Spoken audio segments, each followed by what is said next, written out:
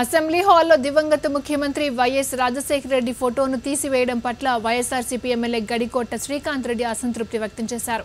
వైఎస్ఆర్ చనిపోయిన తర్వాత అన్ని పార్టీల అంగీకారంతోనే అసెంబ్లీ హాల్లో ఆయన చిత్రపటాన్ని ఉంచారని శ్రీకాంత్ రెడ్డి గుర్తు చేశారు.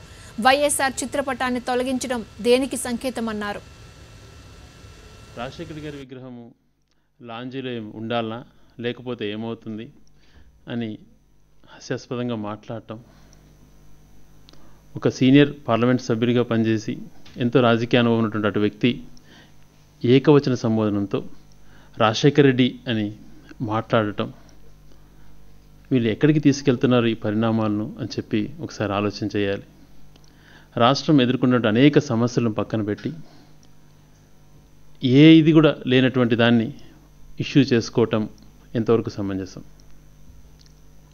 జూలై 8న ఆ రోజు అసెంబ్లీ జరుగుతున్నప్పుడు స్పీకర్ గారి ఆదేశాలతో అప్పుడున్నటువంటి ముఖ్యమంత్రి గారు నిర్ణయం తీసుకొని ఆల్ పార్టీస్, బీజేపీ కానీ కమ్యూనిస్ట్ పార్టీలు అందరూ కూడా మద్దతు ఇచ్చినప్పుడు అక్కడ రాజశేఖర్ గారు ఫోటో పెట్టడం జరిగింది. ఇటువంటి దుష్ట సాంప్రదాయాల్ని కూడా పెట్టకూడదు, ఎక్కడ కూడా అవలంబించకూడదు. మరి బాధ్యతమైనటువంటి పదవిలో ఉంటూ ఈ రకమైనటువంటి రాజకీయ కోణంలో ఎందుకు చేస్తున్నారో ఒకసారి వాళ్ళు ఆలోచన చేసుకోవాలి.